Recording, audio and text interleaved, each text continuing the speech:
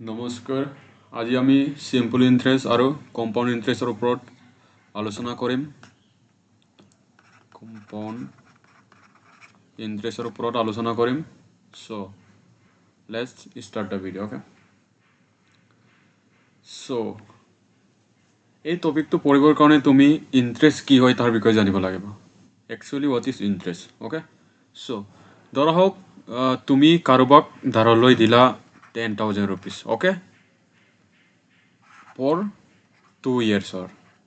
ধৰা হওক তুমি তাৰ পৰা সুদ ল'বা at the rate of 10%. এই 10% এক্সট্ৰা এই মনিটোৱে হ'ল তোৰ সুদ বা ইন্টাৰেস্ট সো 10% হলে কিমান হ'ব ইয়াৰ 10% 0.1 into 1000 হ'ব ওকে 10,000 হ'ব 10% কিমান 1000 rupees okay so এই 1000 টোৱে তোমাৰ কি হ'ব তোৰ কি হ'ব ইন্টারেস্ট হ'ব মানে সুদ হ'ব এই সুদটোকে কি বুলি কয় ইন্টারেস্ট বুলি কোৱা হয় ওকে আৰু এই সুদটোকে দুটা ভাগত ভাগ কৰা হৈছে এটা সিম্পল ইন্টাৰেস্ট আৰু এটা কম্পাউণ্ড ইন্টাৰেস্ট ওকে যদি তুমি এই 1000 টো 2 বছৰৰ কাৰণে ৰাখে তোৰ 10,000 rupees টো 2 yearsৰ কাৰণে তোৰ at the rate of 10% দিলে তুমি কিমান 2000 এক্সট্ৰা পাব ওকে এইটোৱে হ'ল তোমাৰ সিম্পল ইন্টাৰেস্ট কিন্তু যদি মই কম্পাউণ্ড ইন্টাৰেস্টকে ক্যালকুলেট কৰোঁ দেন মই এই 2000 ৰো এক্সট্ৰাকে মই 10% ল'ব লাগিব এইটোৱে মোৰ কম্পাউণ্ড ইন্টাৰেস্ট হয় মানে সুতৰো সুদ ক্যালকুলেট কৰা হয় সো আই হোপ এছ আৰু চি আইৰ ডিফাৰেন্সটো বুজি পালে মানে চি আই মানে হ'ল সুতৰো সুদ ওকে ইন্টাৰেস্টৰো ইন্টাৰেস্ট ল'ম আৰু সিম্পল ইন্টাৰেস্ট মানে হ'ল সুদ অকল সুদ আমি সুতৰ সুদ নলওঁ এইটোৱে হ'ল সিম্পল ইন্টাৰেস্ট আৰু কম্পাউণ্ড ইন্টাৰেস্টৰ difference so let's start from simple interest okay so simple interest start কৰাৰ আগত তাক আমি আসামিজত সৰল সুদ বুলি কোৱা হয় স্টাৰ্ট কৰাৰ আগত তুমি জানিব লাগিব what is principal rate and time মানে তোমাৰ মূলধন হাৰ আৰু সময় তাৰ বিষয়ে জানিব লাগিব ধৰক তোমাৰ লগত 10,000 আছিলে 10k ওকে এই 10k টো কি হ'ব তোমাৰ প্ৰিন্সিপাল এমাউন্ট হ'ব আৰু তুমি কাৰোবাক সুতলৈ দিলা 10% সুতত দিলা এই 10% তোমাৰ কি হ'ব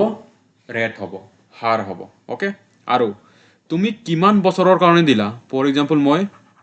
2 বছৰৰ কাৰণে দিলো সো এইটোৱে হ'ল তোমাৰ টাইম ওকে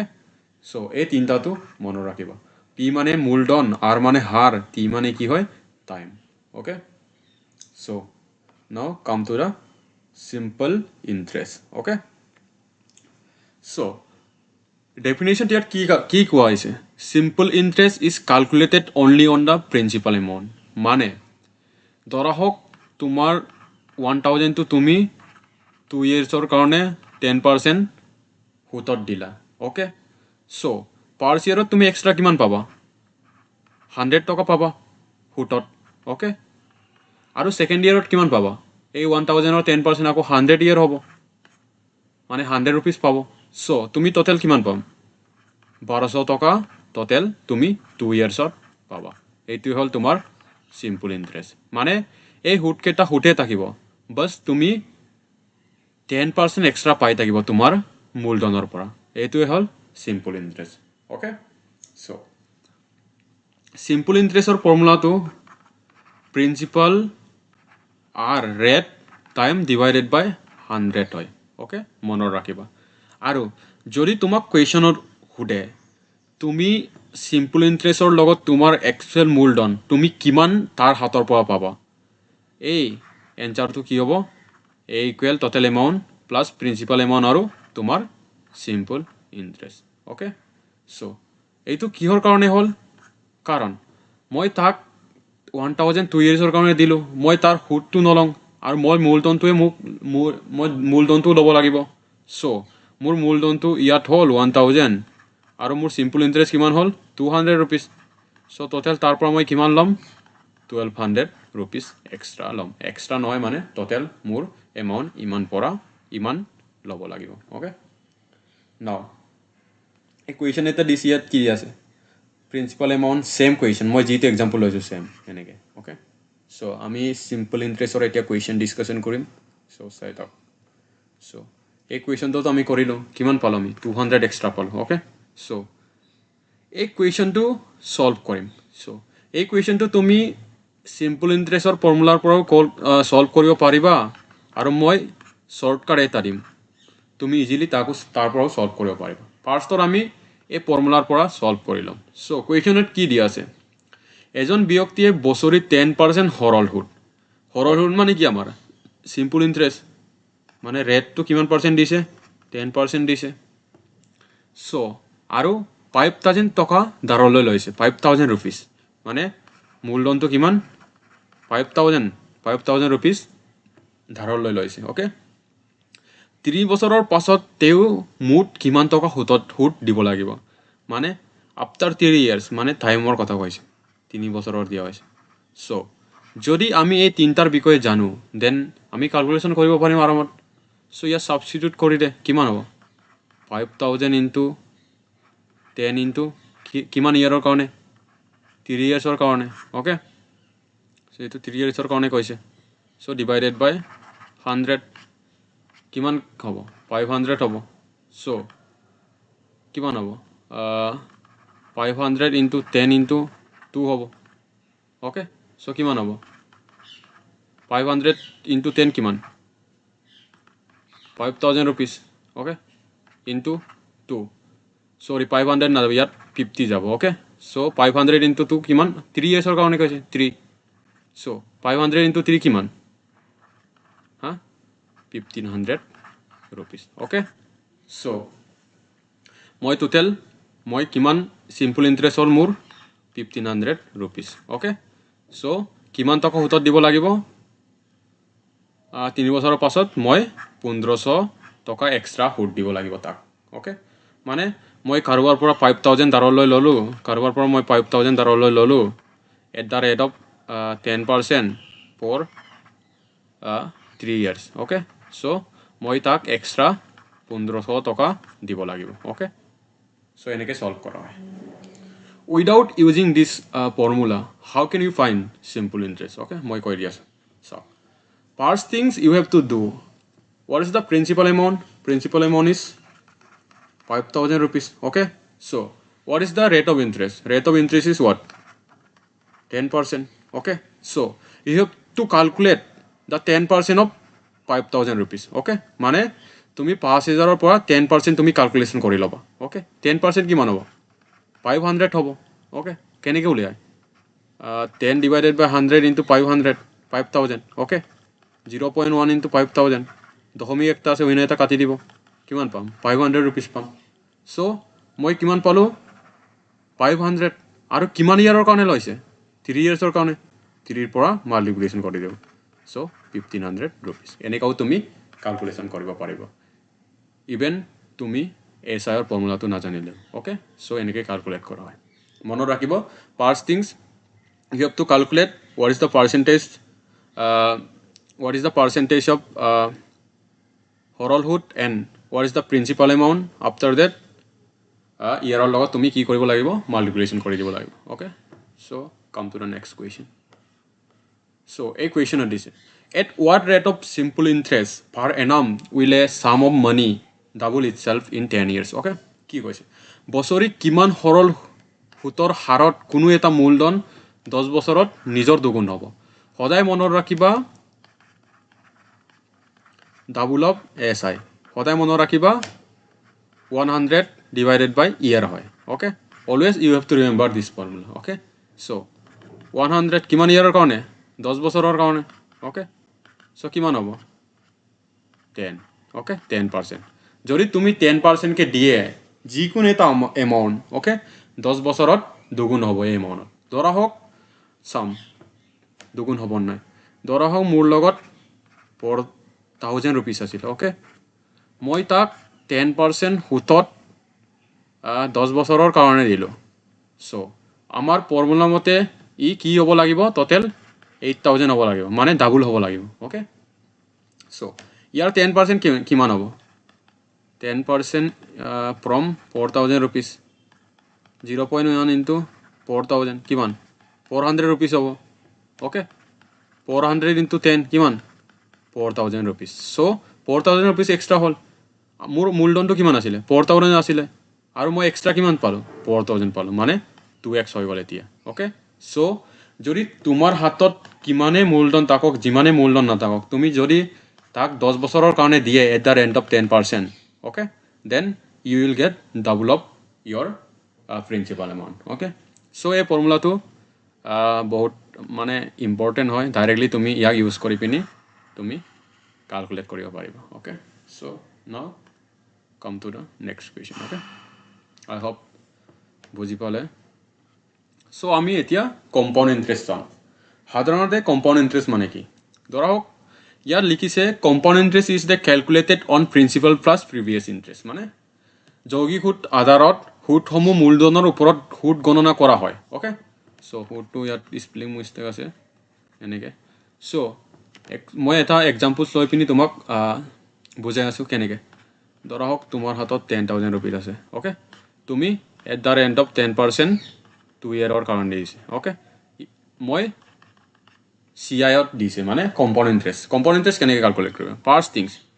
ফৰ্মুলা ইউজ নকৰাকৈ আমি জানো কেনেকৈ SI কাউন্ট ক্যালকুলেট কৰোঁ ওকে ফাৰ্স্ট ইয়াৰত কম্পাউণ্ড ইন্টারেস্ট হোক বা সিম্পল ইন্টারেস্ট হোক সমানে থাকিব ওকে সো 10% কিমান হ'ব 100 rupees হ'ব মোৰ মূলধন কিমান আছিলে ফাৰ্স্ট ইয়াৰৰ কথা কৈছোঁ ওকে ফাৰ্স্ট ইয়াৰত 1,000 rupees আছিলে কিমান হ'ল 1,100 rupees ওকে 1,100 rupees সেকেন্ড ইয়াৰ মোৰ কি হৈ যাব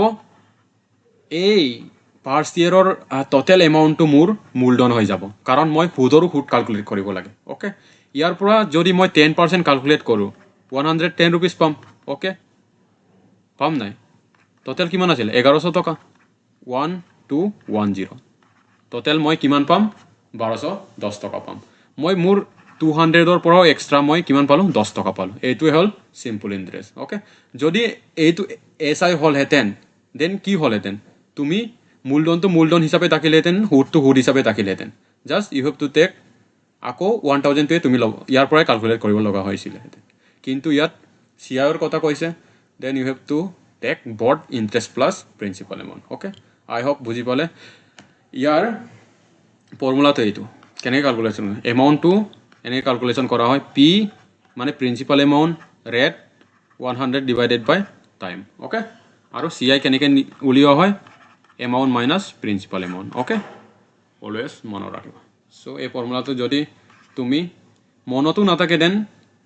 ইজিলি ক্যালকুলেশন কৰিব পাৰিবা চাওক মই যেনেকৈ ক্যালকুলেশন কৰিলে এইটো কুৱেশ্যনটোক CI তেনেকৈ তুমি ক্যালকুলেশন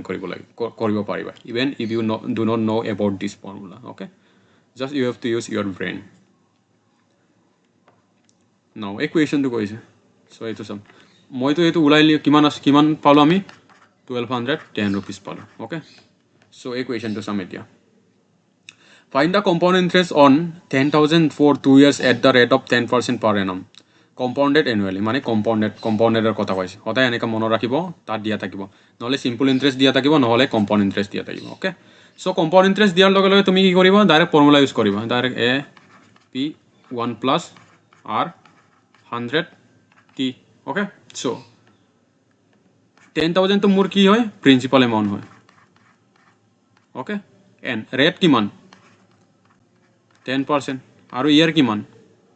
2 year কাৰণে দিছে সো ইয়াৰ সাবস্টিটিউশন কৰি দিয়া 10,000 1 plus 10 into 100 কিমান ইয়াৰ কাৰণে 2 years কাৰণে 10 into কিমান হ'ব 1 plus 0.1 ওকে স্কোয়ার কিমান হ'ব 0 into কিমান হ'ব এইটো 1 plus 0.1 means কিমান 1.1 whole square 1.1 whole square মানে কি 10,000 into 1.21 so 1.21 ক 1000 ৰে মাল্টিপ্লিকেশন কৰি দিয়া 10,000 ৰে কিমান হ'ব 10,000 1 2 1000 ওকে 10,000 ৰে তুমি মাল্টিপ্লিকেশন কৰি দিয়া কিমান 1.21 কিমান পাম 10,000 so 0 0 10,000 মজি 1.21 মই ক্যালকুলেশন কৰি দিও টোটাল মই কাম so কিমান হ'ব 0 হ'ব এটো 0 হ'ব 1 হ'ব 2 হ'ব 1 ওকে so কিমান পাম মই 12,210 টকা পাম so টোটাল কিমান পাম 12,200 12,100 টকা পাম ওকে 12,100 ওকে so এইটো মোৰ amount okay now আমি ci calculate কৰিম ci কেনে calculate কৰিম a minus p okay so কিমান পালো আমি 12,100 পালো so minus p principal amount কিমান আছিল 10,000 আছিল মোৰ okay so কিমান পালো 2100 2100 টকা মোৰ compound interest হল এনেকে উলিওৱা হয় okay simple আৰু যদি ইয়াক short trick তুমি উলিয়াব বিচাৰিছে then you have to calculate year wise দেখ কেনে ক্যালকুলেশন কৰিম মই শৰ্ট ট্ৰিক তো কৈ দিছো যদি তুমি এই ফৰ্মুলাটো বাই চান্স মনত নাথাকে দেন এনেকা কৰিব কেনে কৰি 10% উলিয়াই লবা মূলধনৰ পৰা ওকে ইয়াৰ পৰা 10% কিমান 1000 रुपीस হ'ব নাই হ'ব পাৰ ইয়াৰত সো টোটাল কিমান হ'ব 1000 প্লাস 10000 হ'ব নাই সো কিমান হ'ব 11000 रुपीस হ'ব পাৰ ইয়াৰত ওকে সেকেন্ড ইয়াৰত কিমান হ'ব এইটো মোৰ মূলধন হৈ যাব কম্পাউণ্ড ইন্টাৰেষ্টত সো কিমান হ'ব 1210 টকা হৈ যাব কিমান হ'ব সো সেকেন্ড ইয়াৰত কিমান হ'ব ইয়াৰ পৰা যদি 10% ক্যালকুলেট কৰো 0.1 ইনটু কিমান হ'ব ওকে সো কিমান পালো আমি 1100 টকা পালো সো কিমান হ'ব ইয়াত 1100 টকা পালো আমি ইয়াত সেকেন্ড ইয়াৰত সো ইয়াত যদি এড কৰি দিয়া হয় টোটাল কিমান আছিল মোৰ 1100 ওকে 11000 সো 11000 বা 1100 কিমান হ'ব 12000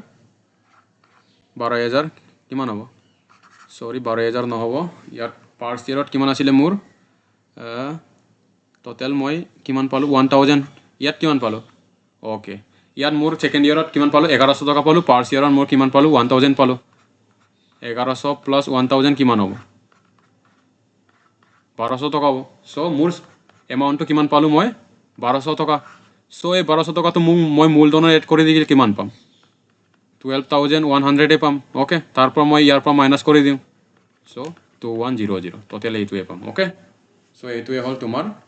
CI ক্যালকুলেট কৰাৰ ফৰ্মুলা নাও come to the next question so এই কুৱেশ্যনত কি দিয়া আছে A sum of 8,000 becomes 9,261 in 3 years at the compound interest. Okay, what is the annual rate of interest? মানে যদি চক্ৰবৃদ্ধি সুতত 8,000 টকা 3 বছৰত 9,261 টকা হয় বছৰিকে সুতৰ হাৰ কিমান মানে ৰেট উলিয়াব লাগে ৰেট অফ ইন্টাৰেষ্ট 8,000 টকা যদি 3 বছৰত 9,261 টকা হয় দেনতে কিমান ৰেটত মই তাক দিছিলো তাক উলিয়াব লাগে ওকে সো আমি জানো কেনেকৈ জানো A ইকুৱেল কেনে কৰো P1 plus R 100 by T কৰো so মোৰ প্ৰিন্সিপাল এমাউন্ট কিমান প্ৰিন্সিপাল এমাউন্ট 8,000 ওকে আৰু 3 বছৰত ইমান টকা পালো মানে মোৰ টোটাল এমাউন্ট কিমান 9,261 ওকে আৰু টাইম কিমান 3 ইয়াৰ্স আমি ৰেট উলিয়াব লাগে কিমান হ'ব 9,261 হ'ব 8,000 rupees 1 plus ৰেট উলিয়াব লাগে ৰেট অফ ইন্টাৰেষ্ট 3 ইয়াৰ্সৰ কাৰণে ওকে ইয়াক এপালে পঠিয়াই কিমান হ'ব 9,261 800 000 equal 1 plus R 100 cube okay so যদি ইয়াক মই তাৰ পৰা কিবা কৰি দিও 9,261 এইৰ পৰা মই কিবা কৰো কিমান পাম 1.15765 পাম okay 1 plus R 100 into cube okay so ইয়াত কিউব আছে ইয়াকো কিউবত ট্রান্সফার কৰিবলৈ কিবা কৰ ট্ৰান্সফৰ্ম কৰিবলৈ ট্ৰাই কৰ যদি 1.1 মই কিউব কৰি দিও ওকে 1.1 কিউবত কিমান পাম 1.1 কিউব হলে 1.31331 পাম সো 1.1 না পাব সো 1.05 কিউব কৰে মই ওকে 1.05 ত মই পাম 1.05 cube 1 plus R 100 whole cube okay so কিমান হ'ব এটা cancel so 1.05 equal 1 plus r বাই 100 হ'ব ক্যালকুলেশন কৰি দিয়া ইপালে যাব কিমান হ'ব 1 এপালে যাব 1.05 minus 1 r by 100 হ'ল okay so কিমান হ'ব 0.5 into r by 100 so r equal কিমান হ'ব 5 হ'ব তো rate of interest কিমান হ'ব 5 এনেকৈ আমি উলিয়াও হয় okay so I hope compound interest বুজি পালে so come to the next question next topic so কেতিয়াবা এনেকুৱা কুৱেশ্যনো আহে তোমাক কুৱেশ্যনত দিয়া থাকিব তুমি এই হুতটো তুমি হাফ ইয়াৰলি মানে প্ৰত্যেক 6 monthsত ক্যালকুলেশন কৰা বা প্ৰত্যেক 3 monthsত ক্যালকুলেশন কৰা বুলি কুৱেশ্যনত আহে ওকে সো এনেকা কুৱেশ্যন কেনেকা কৰিব চাওক যদি 6 মাহত এবাৰকৈ হিসাব কৰা হয় দেন কি হ'ব ৰেট অফ ইন্টাৰেস্ট ধৰা হওক মোৰ ৰেট আছিলে 10% আছিলে এক বছৰত 1 ইয়াৰত ওকে যদি কোনোবাই কৈছে মোক 6 monthsত ক্যালকুলেশন কৰিব লাগে 6 months মানে দুটা 6 month থাকিব ওকে সো ৰেটটো মই কি কৰিব লাগিব 10% ক 2 এৰে ডিভাইড কৰিব লাগিব কিমান হ'ব 5% থাকিব কাৰণ মই 6 monthsৰ ক্যালকুলেশন কৰি আছো যদি 1 ইয়াৰৰ হয় দেন 10% 6 monthsৰ কাৰণে কি হ'ব 2 divided by 10 divided by 2 means 5% হ'ব ওকে সো টাইমটো কি হ'ব 2 হ'ব কাৰণ 1 ইয়াৰৰ 6 কেটা থাকে 2 6 are 12 months থাকে সো 2 into 3 হ'ব সদায় তুমি মনত ৰাখিবা কেনেকৈ ক্যালকুলেশন কৰিবা ডাইৰেক্টলি এনেকৈ ক্যালকুলেট কৰিবা ফৰ্মুলাত r ৰ জায়গাত r by 2 লগাবা আৰু t ৰ জায়গাত 2 into t লগাবা ওকে সো দেন ক্যালকুলেশন কৰিব পাৰিম কেনেকৈ লগাম a equal p 1 plus r by 2 100 2t এনেকৈ এই ফৰ্মুলাটো ইউজ কৰিবা without this you can calculate the value okay so তুমি ইউজ কৰিব নালাগে কেনেকৈ কৰিম কুৱেশ্যনৰ পৰা তো বুজাই আছে তোমাক okay so কুৱেশ্যনত দিয়া আছে what will be the compound interest on 4000 for 1 year at 10% per annum compounded half yearly চাওক এইটো 6 monthsৰ কাৰণে দিয়া আছে বছৰি 10% চক্ৰবৃদ্ধি সুতৰ হাৰত 4000 টকাৰ এক বছৰৰ চক্ৰবৃদ্ধি সুত কিমান হ'ব বুলি কৈছে যদিহে সুত অৰ্ধবাৰ্ষিক হিচাপত যোগ কৰা হয় মানে 6 monthsত যোগ কৰা হয় দেন ৰেটটো কি হৈ যাব r by 2 হৈ যাব 6 monthsৰ কাৰণে হ'ব নাই সো 10% divided by 2 5% হৈ যাব ওকে টাইম কি হৈ যাব 2 into t হয় time half yearly so 2 into 1 কিমান হ'ব 2 হৈ যাব ওকে সো আমি কেনেকৈ ক্যালকুলেট কৰিম এন পিৰ মান কিমান 4000 ওকে সো 1 প্লাস r ৰ মান কিমান 5 হ'ল নাই সো 100 ৰ পৰা ডিভাইড কৰিম স্কয়াৰ 2 টিৰ মান কিমান হ'ব 2 হয় সো 4000 1 plus 0.05 whole square হ'ব okay 4000 1.05 whole square okay কিমান হ'ব 4000 into কিমান হ'ব 1.05 whole square কৰিলে 5 5 25 then কিমান হ'ব 1.1025 okay so 1.1025 হ'ব যদি ইয়াক ক্যালকুলেশন কৰো যদি ইনটু কৰো কিমান পাম 4,025,0,0410 okay 4,410 rupees total মোৰ এমাউন্ট পালো সো মোক কি ক্যালকুলেশন কৰিব লাগে কম্পাউন্ড ইন্টাৰেস্ট ক্যালকুলেশন কৰিব লাগে কম্পাউন্ড ইন্টাৰেস্ট কেনে কৰিয়াই a minus p okay এৰ মান কিমান 4410 প্ৰিন্সিপাল মান কিমান আছিল 4000 আছিল okay সো মাইনাস কৰি দিয়া কিমান পাম মই 410 rupees okay মোৰ কম্পাউন্ড ইন্টারেস্ট কিমান হ'ব 410 rupees যদি 6 month কে ক্যালকুলেশন কৰা হয় ওকে এনেকৈ আমি উলিয়া হয় আই হোপ এনেকৈ কুৱেশ্যন বুজি পালে সদায় কুৱেশ্যন আহিব এনেকৈ কুৱেশ্যন তুমি যিকোনো কম্পিটিটিভ এক্সামতে চাওক 6 মহীয়া নহ'লে 12 মহীয়া নহ'লে কোৱাড্ৰেন্ট এটা কুৱেশ্যন আহে ওকে সো ভালদৰে চাওক সো এইটো হ'ল কোৱাৰ্টাৰলি মানে কোৱাৰ্টাৰলি মানে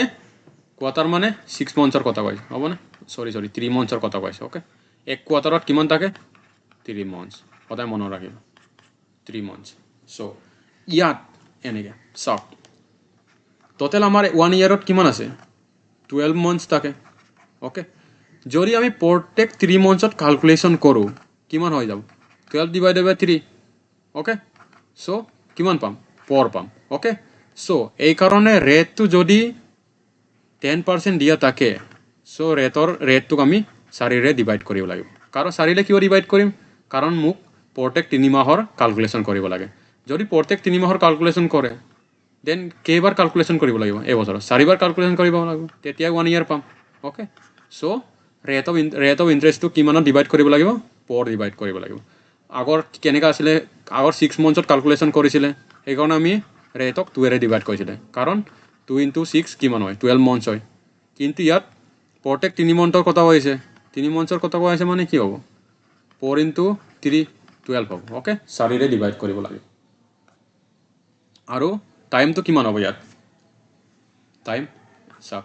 2 মান্থৰ কাৰণে 6 মান্থৰ কাৰণে 2 * 3 হয় কাৰণ দুটা কিবা থাকে দুটা 6 মান্থ থাকে 1 ইয়াৰত সো ইয়াত কেইটা 3 মান্থ থাকিব 4টা থাকিব সো ইয়াত টাইমটো কিব 4 * 3 এনেকৈ ক্যালকুলেশন কৰা জাস্ট তুমি ফৰ্মুলাত পুট কৰিব নালাগে ফৰ্মুলাতে এইটোৱে ইউজ কৰিবা